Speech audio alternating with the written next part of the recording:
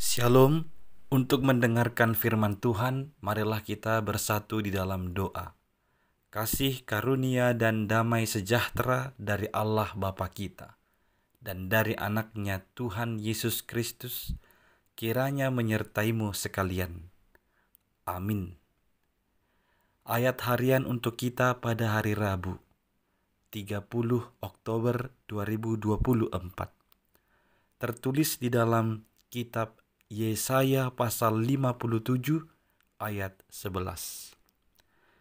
Kepada siapa gerangan engkau gentar dan takut, sehingga engkau berdusta dan tidak mengingat aku, atau memberi perhatian kepadaku? Bukankah karena aku membisu dan menutup mata, maka engkau tidak takut kepadaku? Saudara-saudari yang dikasihi oleh Tuhan Yesus Kristus, dilupakan, dibohongi, diduakan merupakan situasi yang tidak kita sukai dari orang yang kita sudah kasihi atau dari orang yang sudah kita cintai. Kita manusia saja sudah tidak suka dengan itu, apalagi Tuhan Allah kita.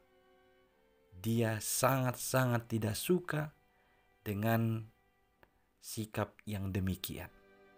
Bahkan Alkitab mencatat, orang yang menyembah Allah lain, yang melupakan Tuhan, itu disebut sebagai sebuah perselingkuhan.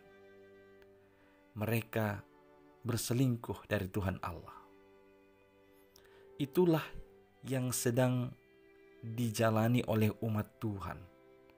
Setelah mereka kembali dari pembuangan, mereka berpura-pura setia kepada Tuhan Allah.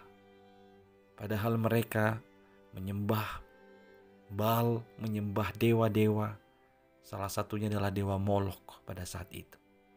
Mereka mengira bahwa Tuhan tidak mengetahui itu. Mereka mengira bahwa Tuhan bisa dikelabui. Namun pada nyatanya, tidak ada yang dapat disembunyikan dari Tuhan Allah. Dengan sangat terang, semua perselingkuhan mereka, semua sikap melupakan Allah yang mereka lakukan, itu diketahui oleh Tuhan. Dan oleh karena itulah, di sini disebutkan, apakah karena aku membisu, menutup mata, maka engkau tidak takut kepadaku? Mereka mengira karena tidak langsung mendapatkan masalah, tidak langsung mendapatkan kesulitan dengan menyembah dewa-dewa lain itu, mereka rasa bahwa Tuhan tidak mengetahuinya atau Tuhan tidak melihatnya.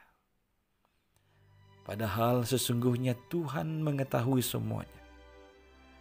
Tuhan melihat semuanya. Akibat perbuatan umat yang demikianlah, Tuhan nanti akan memberikan hukuman kepada mereka. Mereka akan mengalami penghakiman dan tidak akan ada yang selamat. Dewa-dewa mereka juga tidak akan ada yang dapat diandalkan. Sebaliknya hanya orang yang setia, menaruh harap hanya kepada Tuhan Allah, percaya hanya kepada Tuhan Allah, itulah yang dapat selamat dari penghakiman itu. Saudara-saudari yang dikasihi Kristus, hari ini pun ayat ini masih relevan bagi kita. Karena tipu daya iblis selalu berupaya untuk mengecoh kita untuk meninggalkan Tuhan. Dan tipu daya si iblis membuat kita terkadang mau atau tergiur untuk mengikuti dan mempercayai dia. Dosa dibuatnya tampak indah, seolah-olah lurus dalam memberi jalan keluar. Padahal itu adalah ujungnya yang membawa kehancuran. Ketika persoalan hidup yang datang bertubi-tubi menimpa, kita tidak bisa keluar dari persoalan tersebut sehingga memilih cara yang instan yang disediakan oleh dunia ini. Banyak hal yang dapat mengecoh iman kita kepada Allah.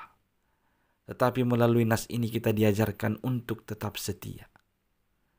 Banyak yang dapat menyerupai Allah, tetapi tidak ada yang dapat menyamainya. Dan ketika percaya sepenuhnya kepada Allah, Ia akan memelihara hidup kita. Namun orang fasik yang meninggalkan Allah akan beroleh malapetaka. Maka setialah, berharap hanya kepada Tuhan. Jangan mengira Tuhan tidak melihat apabila engkau berpura-pura di hadapan-Nya. Segala sesuatu terang dan jelas di hadapan Allah. Setialah hanya kepadanya. Takutlah kepada Tuhan. Untuk itu tidak ada Allah lain. Tidak ada tempat Allah atau ilah-ilah lain di hatimu selain daripada Tuhan Allah Israel itu sendiri. Amin. Kita berdoa. Ya Tuhan Allah, berikanlah kami kekuatan untuk tetap setia kepadamu, bahkan di tengah-tengah kesulitan dan pergumulan dan persoalan sekalipun. Jangan biarkan kami tergoda oleh tipu daya si iblis dan duniawi ini. Biarlah kami tetap setia, berharap hanya kepadamu saja. Dalam Kristus Yesus kami berdoa.